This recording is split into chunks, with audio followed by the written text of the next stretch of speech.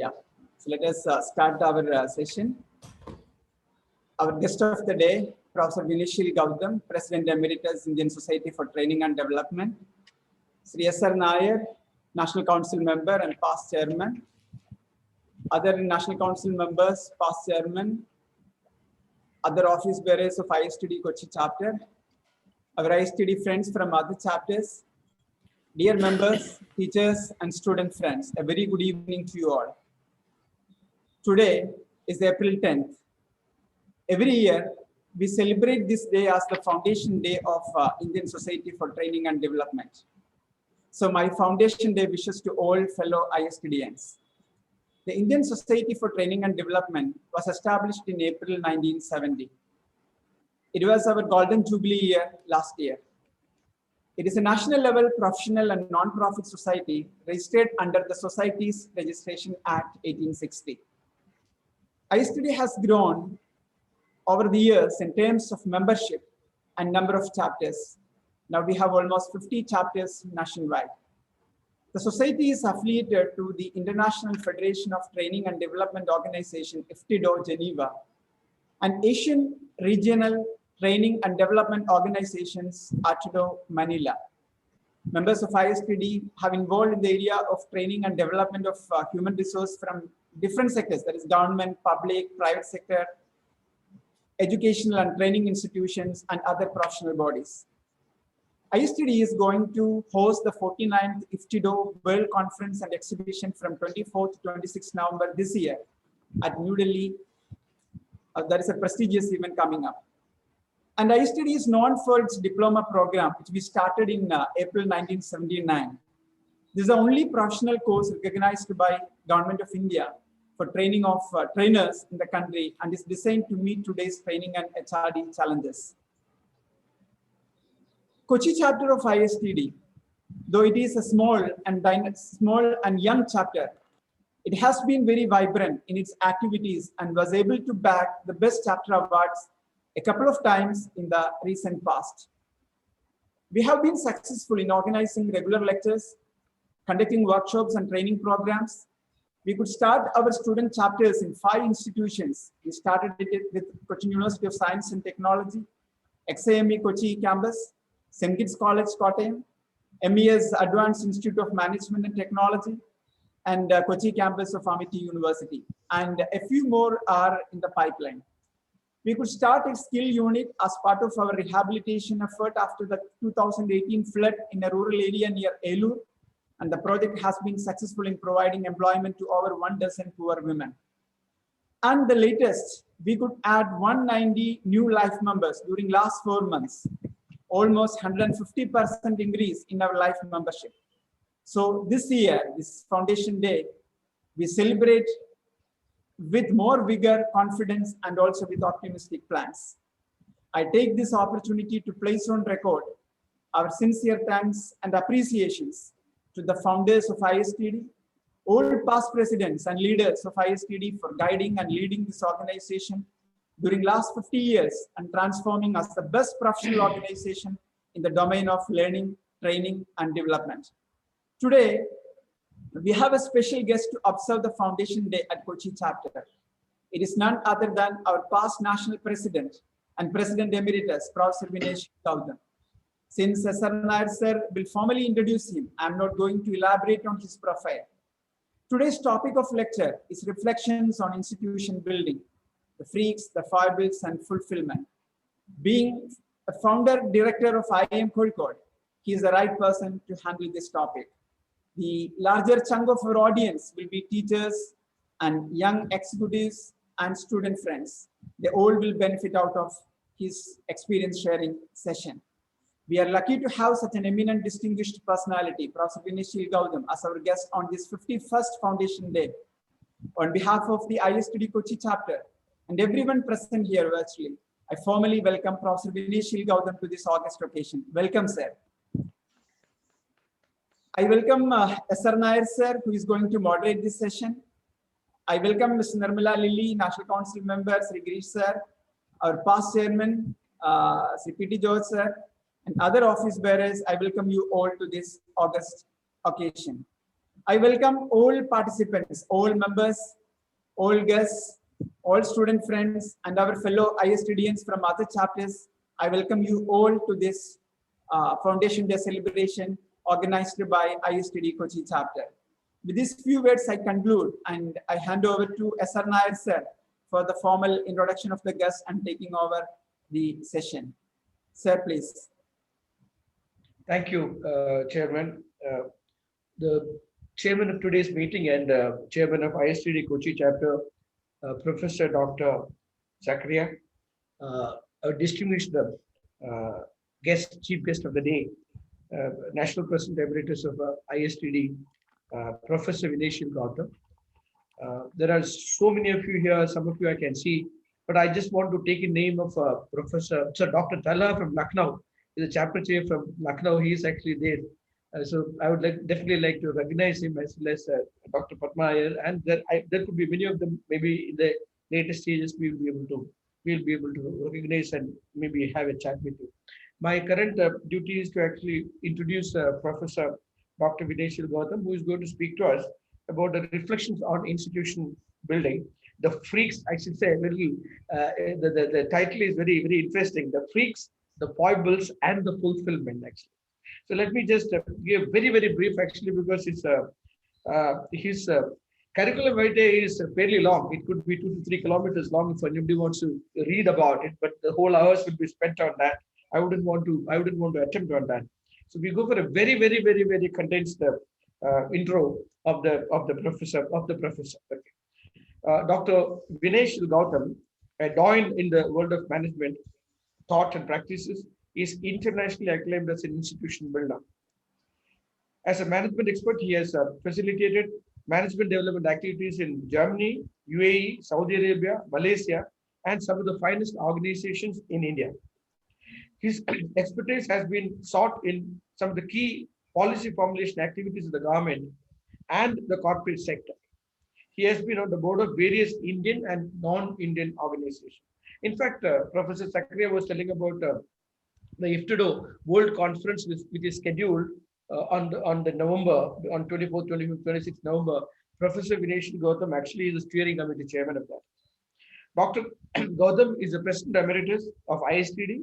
Among other things, Professor Gautam has served as the founder director of IIM Kozhikode, all of us know, leader consulting team of IIM Shillong, so that is 2 IIMs on to his credit.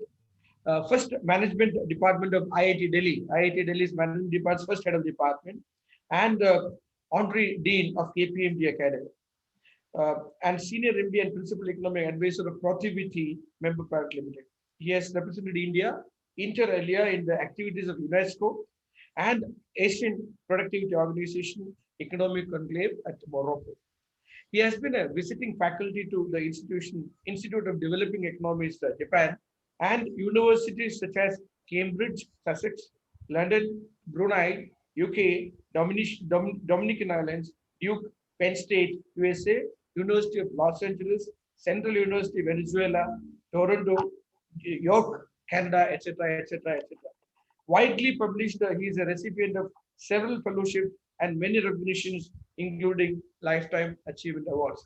For a person of his age and experience, he's still very, very active, very, very active. And that's something very nice to see in Professor Vinayshil Gautam. My dear people, we are about 170 of us. I'm sure some of us still will join. The scene will be, I will hand over the podium to Professor to place his reflections on institution building. He would be speaking about 40 minutes, and we will have about 15 minutes of Q&A. So if you have any questions, you should actually put it on the chat board. I'll pick it up from there, and I will ask this question on your behalf after identifying you to the professor. Okay. So, Professor, the podium is all yours. Please go ahead. Thank you very much. Well, thank you, Professor Zakaria and Mr. Nair. Nothing like responding to friends from Kerala, because it is my belief that no matter where you come from, if you have spent some time in Kerala, there is something of Kerala which sticks with you throughout a lifetime.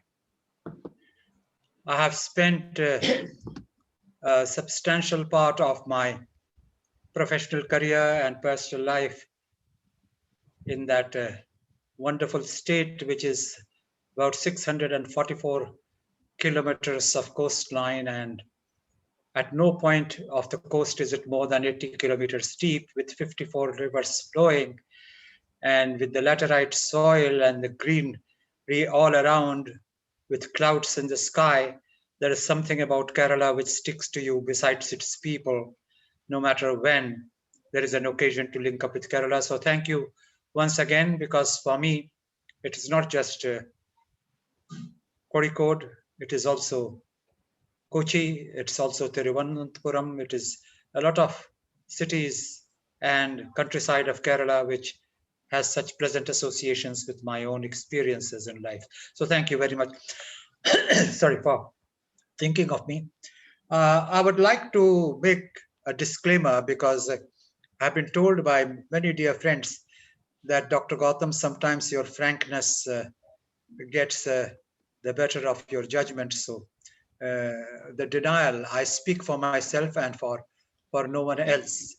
I have, for whatever reasons, fortunate or unfortunate, believed that if you can't do what you say, and if you can't say what you do, well, then there is something which you should do to disclaim your credentials as a professional. So I like to believe that there is nothing more important than saying what you do and doing what you say. Because in the ultimate analysis, I have, like anyone in my position, done some experiments. One of the experiments was from 1969. I decided not to have an administrative designation, which would make or unmake my career. I wanted to make a living in this country as a citizen of India, and I think it has been an exceptional experience. The only departure from that has been of a few months when I was a CEO of a global consulting company. But that having said and done, my entry into the topic of institution building, freaks and foibles, and some reflections thereat.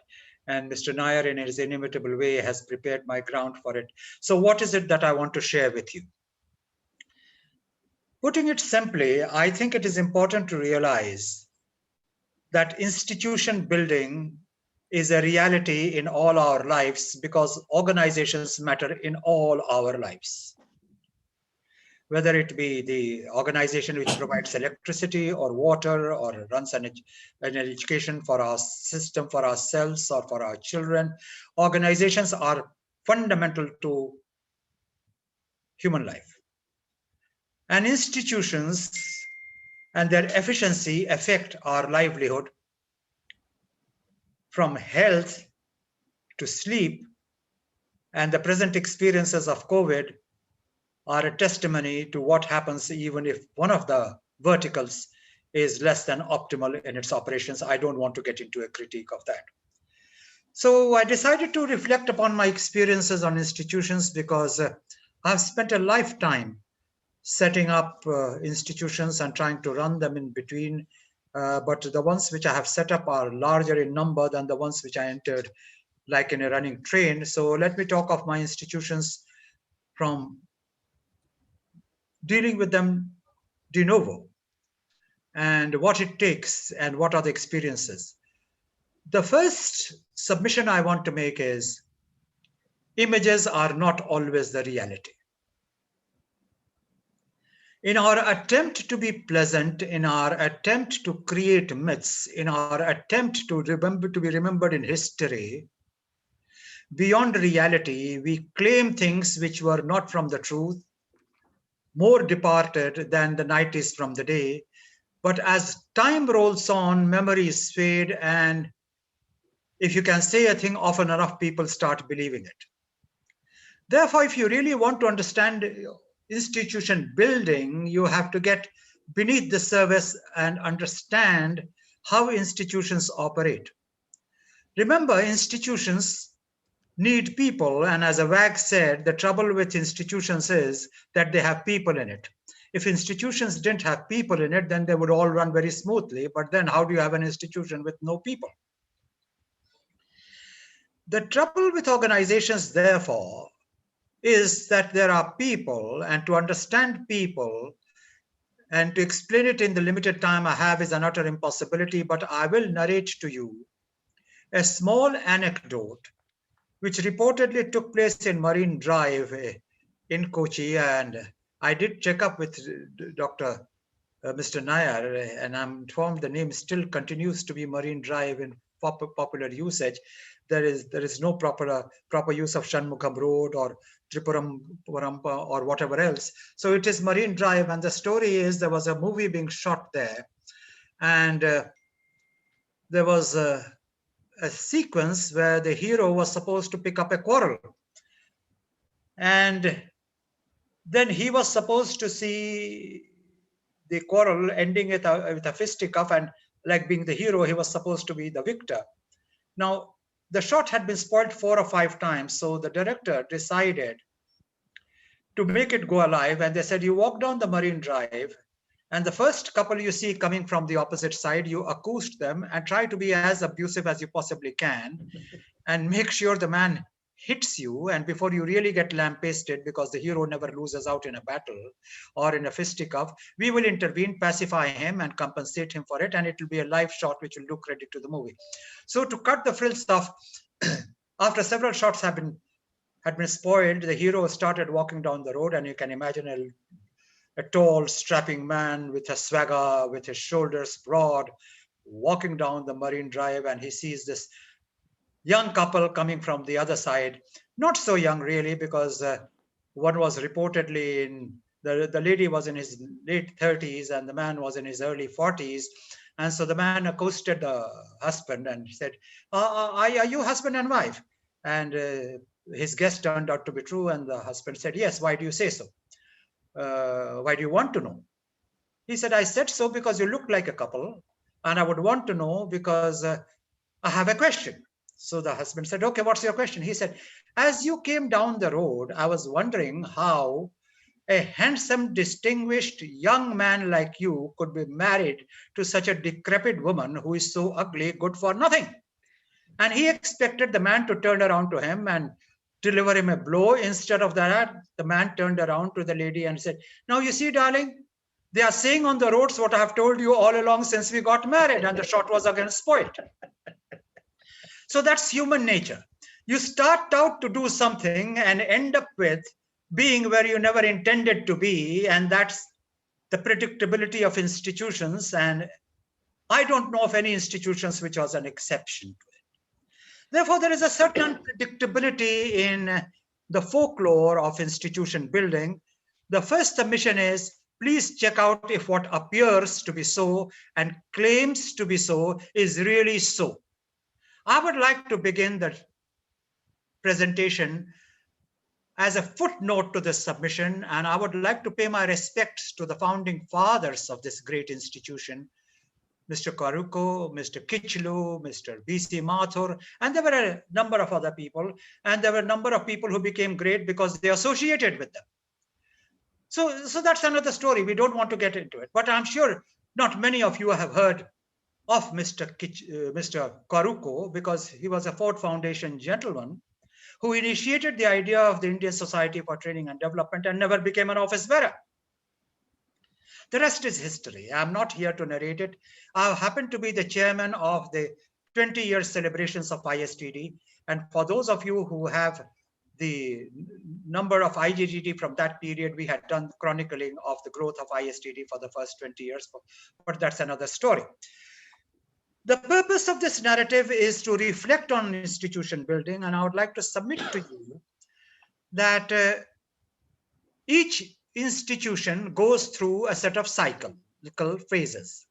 The cyclical phases are the pre-launch conceptualization, the launch, the crest and the troughs, then the waning of the institution and the revival, and the whole cycle begins again.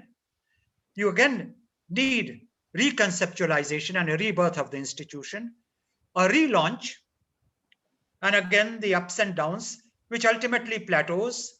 And the interesting thing is that while studying institutions, because my own field straddles both technology and management in terms of my interests and focus of research, especially the interface between research and management.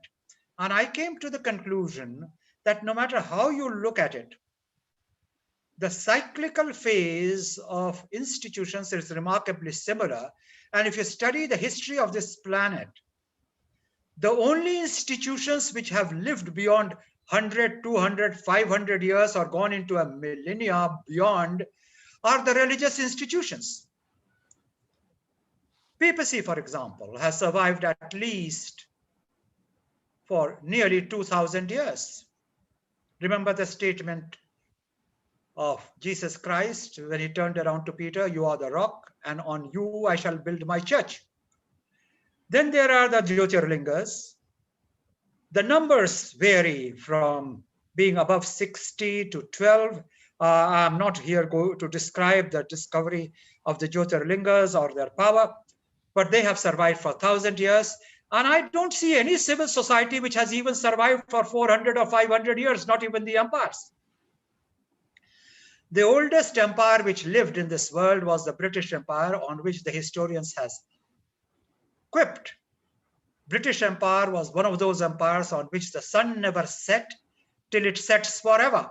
And the sun did set on the British Empire, and now the British Empire is almost a matter of history, but maybe through any reincarnated form, the legacy of it looks through Commonwealth countries, but that's another story. We are not going to get into that.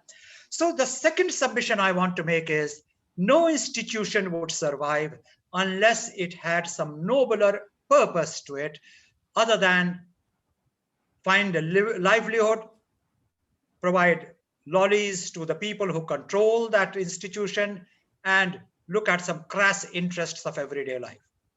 Therefore, if that makes me senile, I'm willing to plead guilty to it. I still believe in idealism enough that to make an institution and enduring enough, it must be having some ideal. It must be, to use that beautiful phrase or word from Malayalam, there must be something uttamam in it. Unless there is that quality of uttamata, to translate it into Sanskrit, no institution would survive.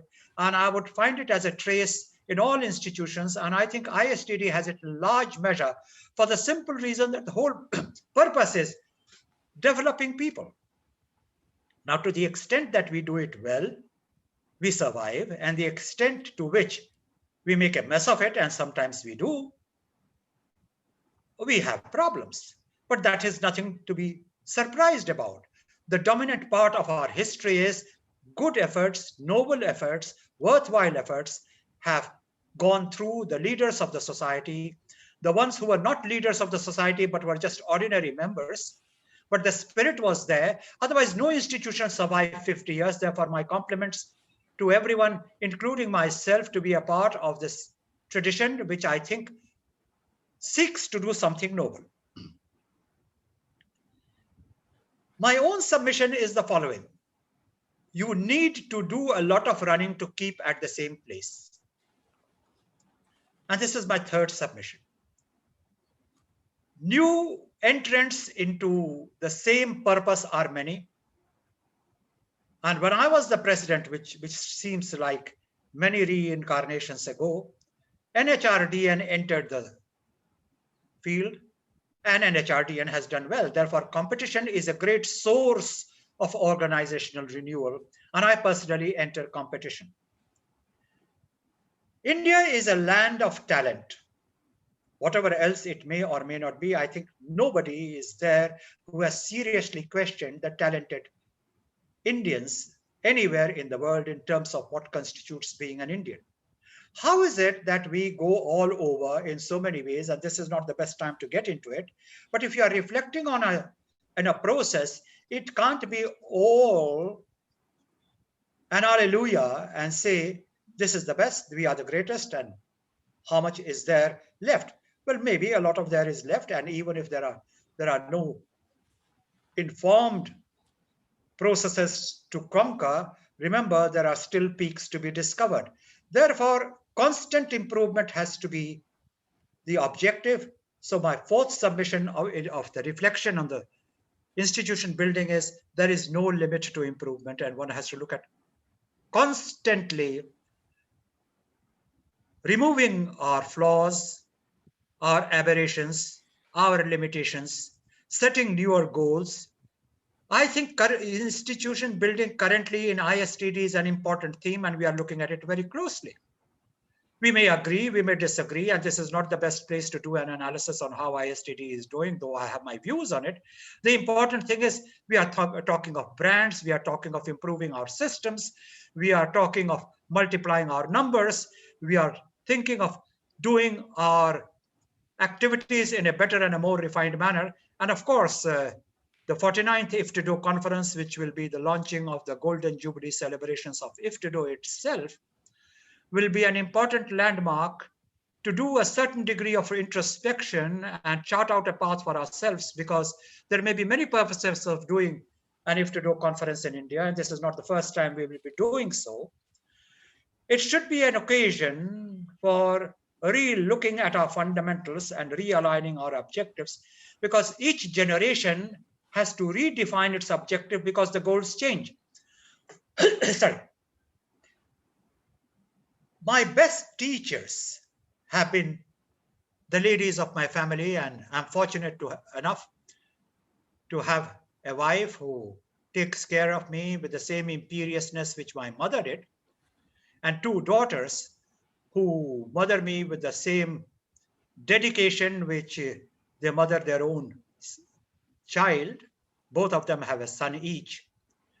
And I know what it is to reset the objectives in behavior, resources, methods, and I might say even methods of thinking. And I consider the biggest certificates of my life when the two girls of this family, who are doing extremely well in their own professions. In fact, some of you know of them, and I don't want to use this as an occasion to make it autobiographical, recall what they learned from me and the family at an early age, and they find it still useful. Therefore, there are two aspects of institution building: the enduring values and the changing perspectives. The values never change. You can never debate satyam vada dharmam chara. Speak the truth and walk the path of righteousness. That will be true any day, anytime, anywhere. And that is how any of the great religions have survived, or all of the great religions have survived. None of them have said, speak falsehood and don't walk the path of righteousness. This is what is the binding feature amongst all religions, and these are the enduring characters of enduring values, and institutions cannot do without them. If it makes me sound old-fashioned, well, I'm willing to be condemned at one, but I do believe truth has a value in life. I do believe honesty and integrity of word has a value in life. People have turned around to me and have pointed out my occasional disasters, and sometimes the disasters of my experience have been more than occasional, and they have pointed out, if only you had kept quiet then, if only you hadn't attempted this then, if only you had developed the right friends then, this wouldn't have happened. But let me tell you, I would have been ashamed of myself. So ultimately, my fifth point of submission, all evaluation is predominantly self-evaluation. If you can look yourself into the eye in the mirror and say, yes, there is nothing to be embarrassed about what you did. There is nothing wrong with what you did. There is nothing to hide in what you did, even though you needn't walk the streets with a placard in your hand. I think these are the measurements of success. And in the profession from which I come, and the exposure which I have had to technology, spending 34 years of my life in IIT Delhi, and living in company of outstanding engineers and scientists, one thing which came across to me is, how do you measure it? How do you set the standards? How do you evaluate it? Believe me, there are a lot of strengths of engineering, just as there are a lot of strengths of management, there are a lot of strengths of literature, which we could learn from each other. So at this stage of my remarks, I would like to submit a summation of what I have said so far for your consideration. And my summation is the following. all organizations need systems and procedures. These systems and procedures need not necessarily be written ones. In fact, those of us who have studied political science, and one of the most well-known political scientists of this country is from Kerala, late lamented Professor Paeli, whose classical work on Indian constitution I read as an undergraduate. And later on, when I was setting IIMK, the first thing which I did was to invite Professor Paeli to inaugurate the workshop on the curriculum, because he had talked of management in his university long before anyone thought of an IIM in Kerala. In fact, if I was to talk on the history and development of IIM Kerala, I don't know how many of you are aware that a thought of an IIM, premier national institution in Kerala, was long born and was tossed around for many years. And two distinguished committees headed by very distinguished people for management had declared that Kerala was not fit for a general IIM, but the only Indian institute of management which they could possibly have would be one focused on health. It took a person like Vinayshil Gautam along with Dr. N.C.V. Nath. And there were others also, professors saying, and I don't want to get into the history of IIMK. We got together and I said, and they agreed that we can have an institution of a general management variety in Kerala, an IIM. How Calicut was chosen is a matter of history. I'm not going to get into that. Kochi was still a hot favorite. I'm glad later on IIMK opened a campus in Kochi, which is as per the original DPR. But unless you dare, no institution building is done. If you keep looking at a classical model and say, where does an IIMK come, then you would be going back to the same kind of places. IIMK in Kerala is a daring testimony of what is achievable if you do it diligently, because we declared IIMK to be the second generation IIM. And amongst other things, we took learning to the doorsteps of the learner through technology rather than bringing him to the campus, but that's another story. I'm not here to discuss IIMK. I'm using IIMK as an illustration of what I consider a great example of institution building, where arid deserts can be converted into lush green gardens. And this is a metaphor to say where it is not considered possible for the sapling to sprout, it grows and develops its own ecosystem. And that's what institution building is about. And that is where I use the word freaks. You don't think it's possible, you try it, you give your life for it, others join you for it. It is never a one-person experience. Nothing great is ever done by one person. It is always a team building exercise. We may or may not like it, but we all stand on the shoulders of giants if you are successful people. The point I want to make is a very simple one. Institution building needs courage. Institution building needs vision. But the institutional building is not only a high-flighty affair. You should be able to deliver on the ground. Therefore, I was referring to systems and procedures. Institution building requires self-denial for a purpose. If you think the only reason for setting up an institution is people can come back and do your tika and do your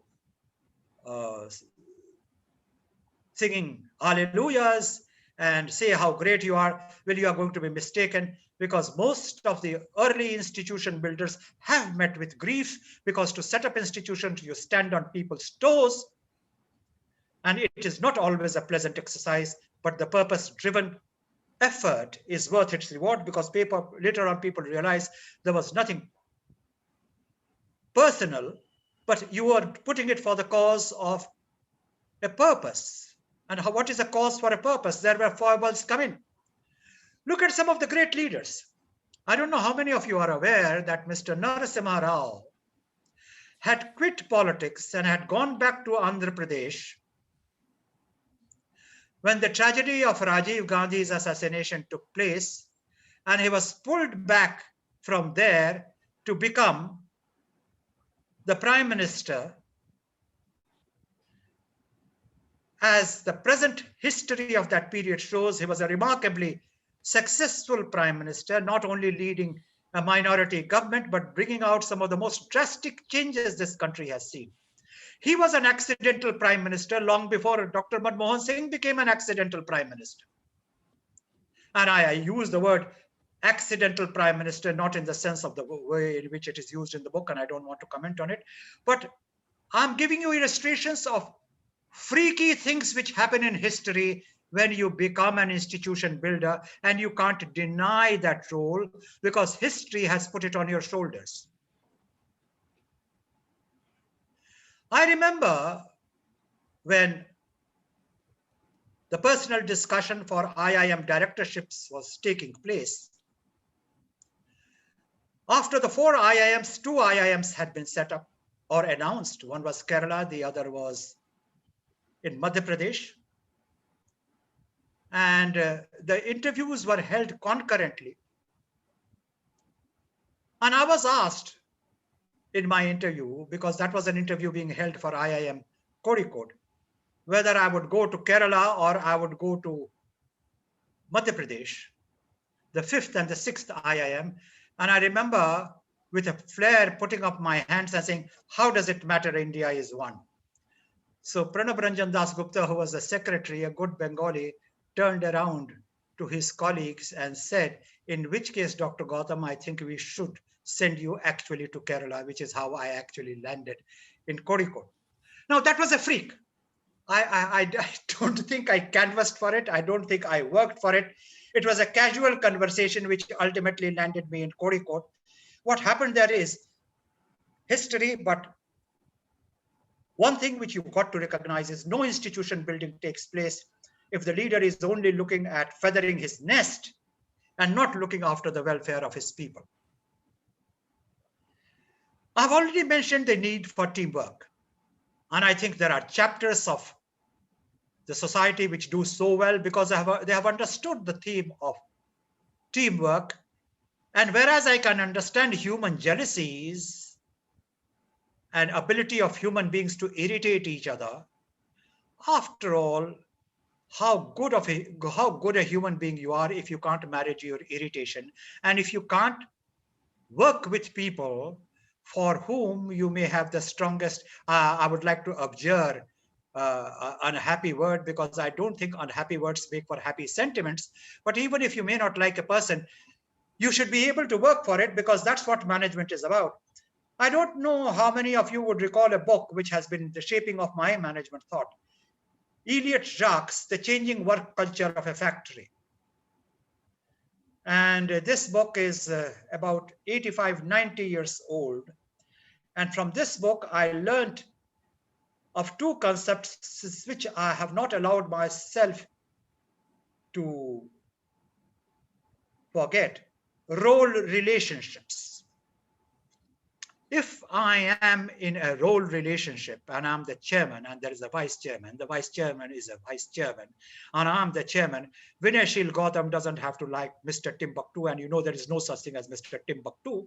I merely coined that phrase not to name someone, because if I took a name, imaginations will soar and people would be saying, oh, which is Mr. Sinha he was referring to? If Dr. Gautam talks of a Mr. Sinha, we must find out which Mr. Sinha it is. No, there is no Mr. Sinha in my mind. So I coined the word Mr. Timbuktu. To build an institution, institutional relationships are very important, and therefore you have to work together and get over that terrible temptation which comes ever so often. And again, I think of a Malayali word for it. I hope I have it right. You can do correct me if I'm wrong. This pursuit of labham. Institutions are not quarries. Institutions are not perks. In fact, in talking of ISTD, one of the things which I take legitimate pride of is that I do not go into any kind of an honorarium or whatever else, and I don't want to get too many details because I don't want to see a halo around my head. I remember very clearly Mr. Prajit Nair in the trial run when I was trying to test out the lights, and I said, Prajit, do you want the light on the other side of the wall? And Prajit said, in total innocence, sir, it puts a halo around your head. I said, I'm not going to allow that. No halo around my head, metaphorical or otherwise. And I switched off the light. Now, of course, he's a very young man. I have never met him, but from limited conversation I had with him, he comes out as a smart thinking person. And I like the use of that word. And all that I want to say is, please don't put halo around your own head as to what a great doer you are and how people must celebrate you. Don't do that. They may still do it because they see certain payoffs, because you want yourself anointed. And to get that anointment, you will go to any lengths to make sure people see certain lollies at the end. But what they say behind your back may be very different to what you say to your face. Therefore, please don't write your own history of contributions and insist that you be celebrated in that position. ISTD is a cause. ISTD is a dream constantly being renewed. ISTD, from what limited relationships I have had to do, has looked at periodic renewals. I had something to do with doing up the second constitutional revision of how ISTD would run. And I don't say that to claim credits, because the second constitutional revision has been upgraded with a third constitutional upgradation. So it is not as if my thoughts are running ISTD today. They are not. But then you do your role and make way for better and more relevant people to deliver. I would like to make a few concluding thoughts before I open the floor for further query, advice, discussion, because institutional decline is met in many ways. I began my education in England in a Sunday school, and I collected a lot of badges memorizing hymns. And I did my senior Cambridge from a Jesuit school. My first job was in an Anglican college. And one thing which I learned from all these exposures was that decline is not a financial decline. Decline is not when by measurements of the powers that be, you are not achieving the mark. Though achieving the mark with the good and the valued ideals of the powers that be may not itself be such a bad idea. But decline is when your ideals begin to fade and you begin exchanging it for little gains. The institution is irrevocably on the path of decline, which will be very difficult to reverse unless you block that roller coaster ride. Unfortunately, my experience is, and this is what led to some of the most fulfilling decisions which I took in my life, and I'll come to that. Fight evil with tenacity. Do not compromise with it. And if they threaten you, and believe me, without getting into the details, I have been threatened with physical liquidation on certain of the decisions which I took. And the district magistrate of that city, happening to be an old student of mine, offered to me police protection, and I refused to take it because that's not the way it works. Well, these are professional hazards. Truman is claimed to have said, don't go into the kitchen if you can't feel the heat. If you chose to go into the kitchen, these risks will happen, can happen. And if the ultimate disaster takes place, well, then don't regret it. It was a choice which you took. So the fulfillment comes out of an unequivocal commitment to an ideal of institution building. It is not a path strewn with rose petals. There will be difficult decisions. There will be decisions when your faith will be challenged. There will be situations where making a compromise will give you career benefits. If I am proud of some of the institutions that I have been associated with. And you will notice I am not laying any claims to what all I did. It is because the institutions have lived by these ideals. One of the things which I think is a must for institutions is not only to be fair, not only to recognize talent, but to bear probity and scrutiny and be open to it. I have caused a lot of trouble for myself in institutions where I may not be the key man, and I insist on, I don't question the decision, but I want to understand the processes, how you came to this conclusion. There must be an application of the mind. You can't guarantee alternate processes of application of the mind to always agree, but you cannot say, I came to this conclusion because I had a dream last evening and I wanted to come to this conclusion. I'm sorry, that is not institution building. And remember, I've been drafted to talk of institution building on a day which I think is very sacrosanct in the history of this 50-year institution, the Founders' Day, the Founding Day. And no matter how you do it, whether you link it to people, processes, registration of the society, this was the day the society was launched. A renewal of ideals is a must. And I've already referred to the ideals, but in the limited time I have to wind up my thoughts, I would like to submit the foibles can be many. I've talked of freaks. I've given you examples which you will agree were not inaccurate. I'll give you positive foibles, and I'll give you illustrations which you may have views about, but I am not judgmental. I like to believe I'm not a judgmental person. I don't judge people. I go by the results. The foible is there was this General Montgomery who led certain battles which were so famous, especially in arid areas. But he had this foible. Each night before he went to bed, he would write to his wife. Those letters then became not only histories, but classics in their own right for how they expressed. And I could never understand when you have lived a day amid the bombing and the cannons, and I'm talking of the Second World War, and I'm talking of relations there. How do you find time to write to a woman you love? But he wouldn't sleep without that. I consider that a foible. A foible is an eccentricity, not a failing, of a personality. And remember, the best leaders have their eccentricities. You have to be tolerant to them. These are not failings. That's the way they do it. And thank God they are human to do it. There is the story of Baji Rao, and I wasn't there when Baji Rao went into battle, but he would go to battle as a Maratha warrior with his beloved who was his companion in many ways,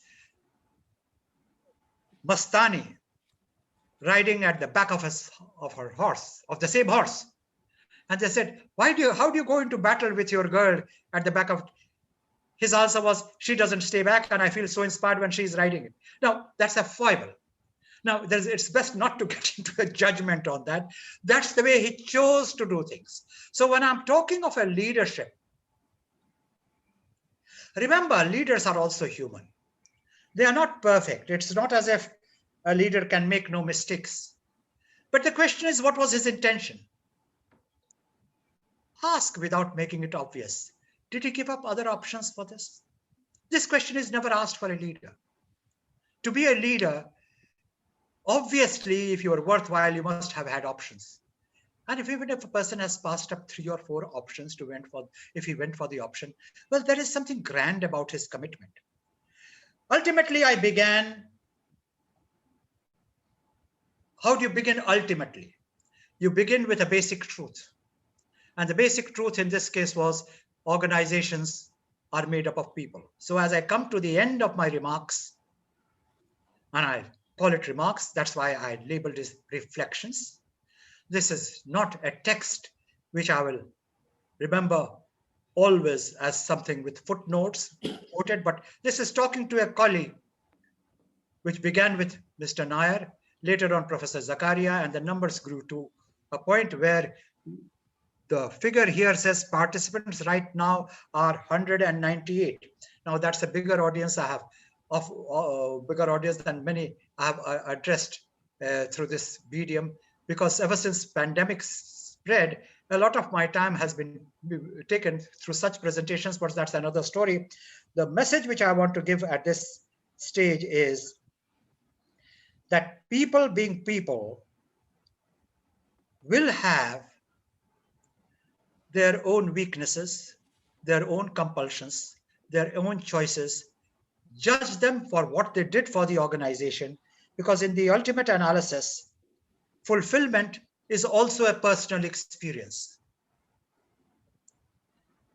And you can't be a great leader, a great institution builder, unless you believe in what you are practicing. And know that the ultimate philosophy of Indian culture is Vanaprasth, let go. Don't leave with the feeling that they will be running after you. When I was leaving IIM Calicut, they collected in the opening foyer. And as I entered the car, a gentleman who has still some relationships with there said, there goes our Krishna. Now that was a great thing to say. And I remember this with great gratitude, because it tells me that ultimately there is a nobility in human character. We may not like to accept it in public, but we do know the people we admire. We do know the people who have contributed. We do know what we need to become to have their success in life. Because failures always come out of sensuousness. If for those of you who may not have read the book, I strongly recommend read Gibbon's Decline and Fall of the Roman Empire. The Roman Empire would have never collapsed. It wasn't for sensuousness. And I could give you graphic descriptions of how many ways the sensuousness showed, but I would like to go back to the nobler elements of human nature, because remember, one of the greatest historians this world has seen is G.M. Trevelyan, who wrote the classic book 1688, which is the Glorious Revolution of United Kingdom. And a quotation from him comes back to me, which said that no institution survives unless a few in them are willing to sacrifice all they have for it.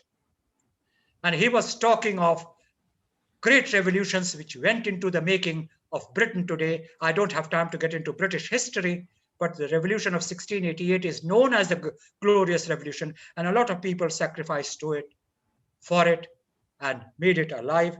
All that I would like to say is, and I go back to Quran, I go back to Bible, I go back to Gita, I go back to Jyotirlingas, I go back to all these great thoughts which make human civilization what it is.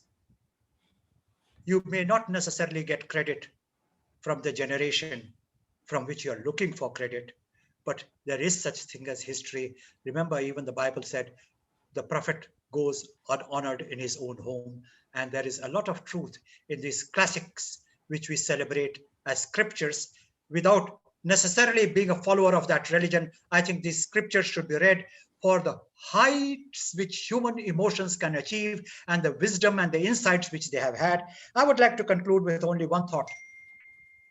Institution building is a continuous story. It is an unending story.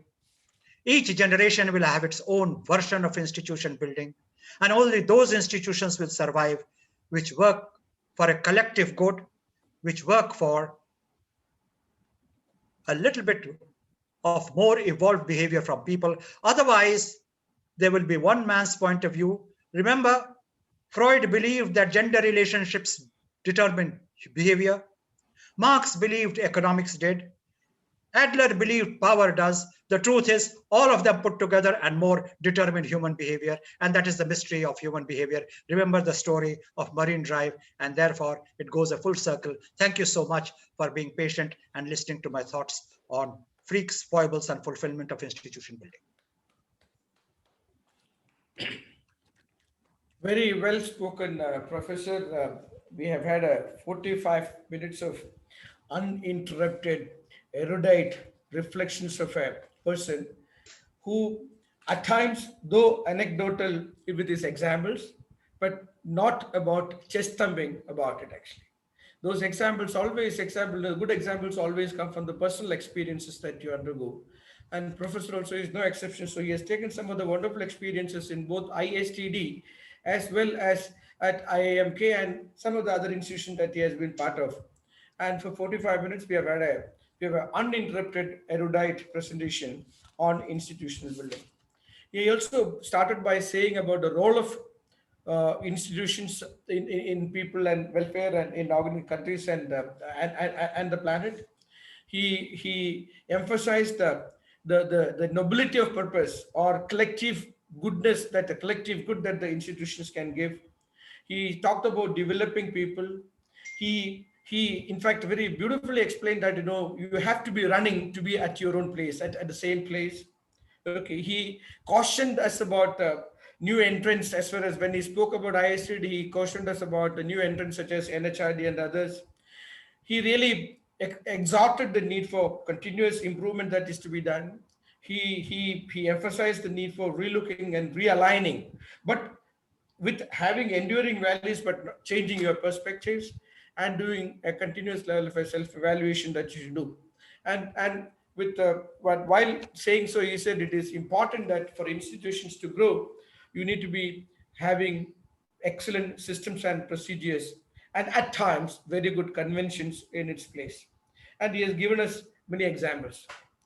Now, he also said that it is not the halo on the head, though he has referred to Prajit Nair for saying he has a very uncanny ability to connect to people. So he has been able to get Prajit Nair for that wisdom that he had given. He said no halo on the head, and I remember, in fact, one of those Sanskrit saying, which says that goes like this. It says karmam karomi nacha kinchida aham karomi. No, you do your karma. You don't say that it is me, that just being me who is doing it. And that has come through very evidently. For the last 45 minutes, we have had some very erudite presentation from him. I have already seen one question that is actually from Dr. Rajeshwari, which I will ask, but I'll start by asking one question from my side. Now, it is a little, I mean, if you don't want to answer it, it's while I'll request you to make the reply very brief, I want to touch upon institution of the ISTD itself. Lots of us, of course, we have lots of members listening to you, and some of them are very new members actually. In fact, Professor Zakaria had been on a marathon drive to increase life membership. He has been able to improve in the last 3 months. He had been able to add about 190 people, Professor. Okay. 190 life members to ISTD coaching. So many of them who are listening to us are also new. But I definitely see this continuous decaying that happening, and a continuous erosions of your enduring values that is happening. Continuous additions of the halo which people are trying to build around their head. And also the continuous attendance of the dogs in the manger in ISTD today. Okay, I think neither they will allow the leader to perform, nor they will want it to happen. There is a continuous level of thing. Now, how do you circumvent this actually, Professor?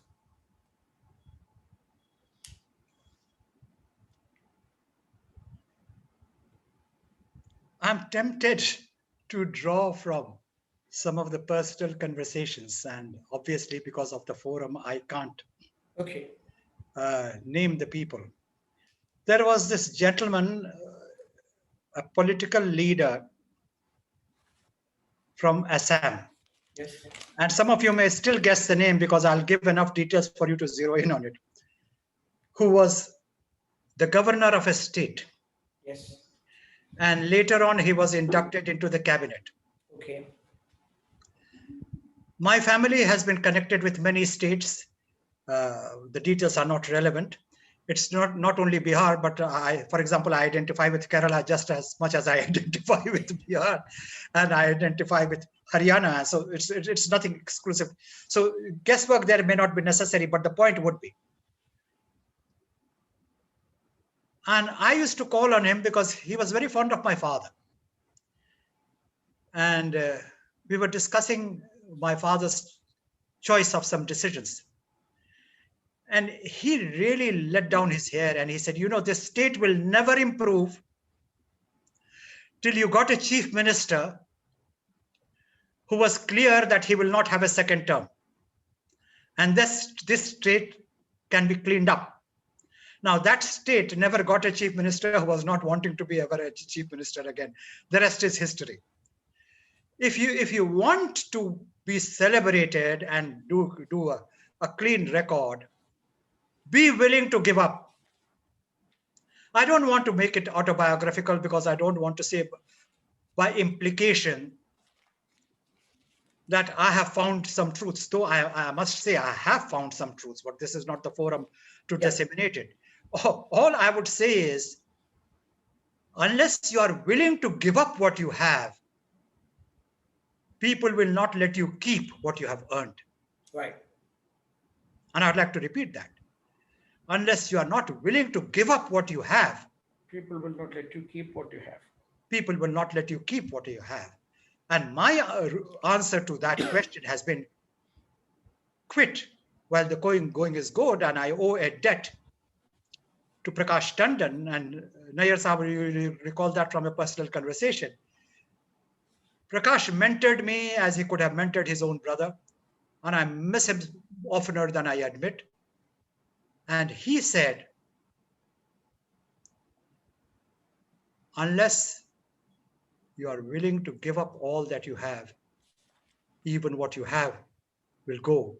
For heaven's sakes, Dr. Gautam, quit when they are still asking why rather than why not. That was his recipe of answering the question when to quit an organization, when people are still asking why rather than why not. By implication, you can understand how that debate can be resolved, but it's not possible within the limitations to answer all the layers of that awfully important question you asked.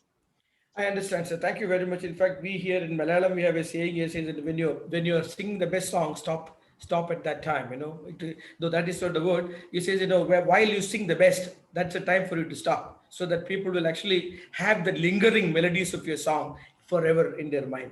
Yeah, I have this question from Professor Dr. Rajeshwari. She had asked this question, a simple question, saying that, Professor, what was the challenges of institution building decades back, and what are the challenges now?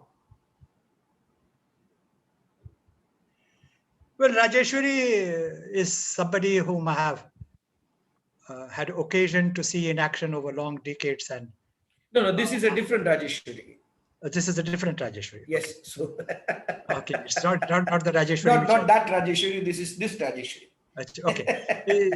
Irrespective the merits of the question, Stan, can you just repeat that so that everyone gets it? Because I'm going to. I will repeat it. So she was asking the simple question as to, in institutional building, what's the challenge of yesteryears as compared to the challenges today? I may be forgiven as sounding whatever. I won't put a word. Yeah. There was more tolerance of each other years ago. Okay. You could agree to disagree without becoming as virulently vicious. Yes. As sometimes it now becomes. Yeah. I am not willing to say that people of yesteryears were more generous than they are today. No. People are people in any generation. Yes. But if this lady has asked this question, and obviously I don't know her, it is based upon an attempt to understand cross-generational experiences. Absolutely. Right, sir. When I was 35, 40, I still had differences, but a lot of friendships still agreed to deal with me. Today, I find that you are threatened with, sorry, if you don't come along, you don't come along. There is greater cutting edge today with many people, mercifully not everyone. Yep.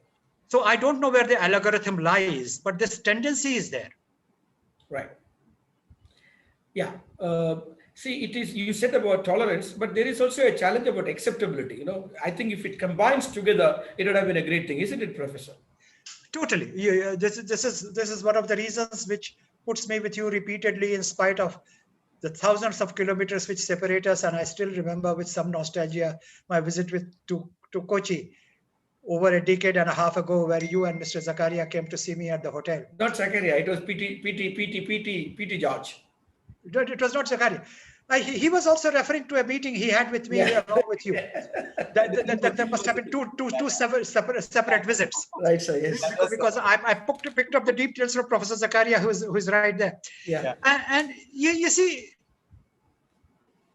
there is a lot to Proverbs. And there is a lot. 1-minute manager was born 2 decades ago. That's right. Two-liners existed centuries ago. That's right. And I have learned a lot of my management from classical languages, including Sanskrit and Proverbs. Yeah. Birds of the same feather flock together. Okay. Today, There is no earthly reason why a person from Sharan in Gurgaon should be talking to a person in Kochi called Nair, other than there is a parallel thought process. Okay. So that is there.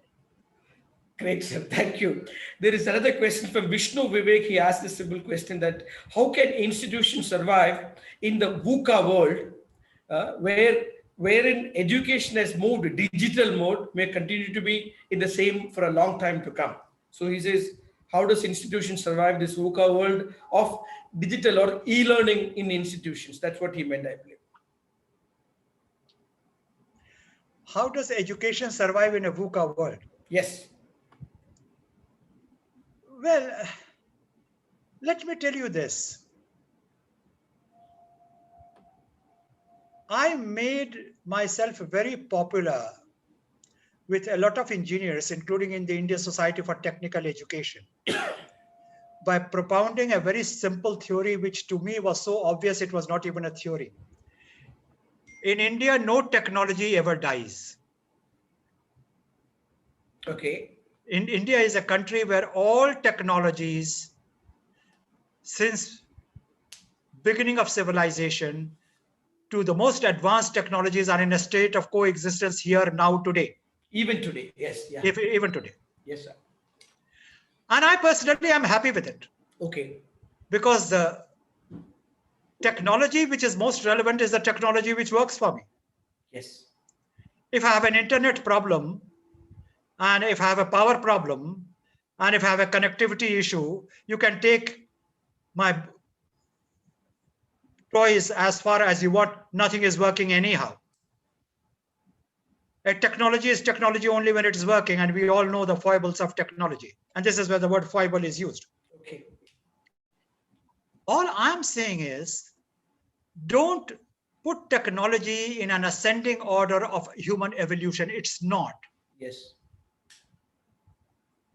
There are tribal communities in this country even today who are living with bows and arrows, and where civil society, the way we understand it, doesn't exist. And I can't say that they are any less happy than we are with the most advanced technologies. Therefore, my first proposition, technology is in an order which may be sequential, but does not necessarily display a value. Yeah. The digital world may not be the answer to all the problems because of my many one-liners, one which I can quote here: every problem has a solution, but every solution generates its own problem. Right. So I really don't know whether the digital era is the answer to many problems. It has caused more problems than it has solved, if you ask me. And I'm a very popular speaker on the international circuit on digitization and technical orientation. Therefore, my first submission is, first of all, there is no value to it. My second submission is, learning will always exist because of an internal urge to be a better human being. That's true. That's true learning. It is not how much you can quote, which is important, and I would not underplay that. It is how much you are willing to receive to be a better version of yourself. Therefore, sir, you will realize that the question which you posed is an important one, But the answer is a answer which flows out of the question, which has to do with what works for me and what makes me a better human being. Yeah. Right. So, yeah, I also, it is important. I mean, as you said, we have all this coexistence of technologies of the past and the present. You also refer to the bows and the arrows. I think this country, if you really look at Nicobar, the Jaruas and the Onges, they are actually represented Neanderthals, not even the Homo sapiens. We are referring to the Homo erectus actually, and they represent them and being there. I think this country that way has eons of culture and technologies and maybe learnings combined in that.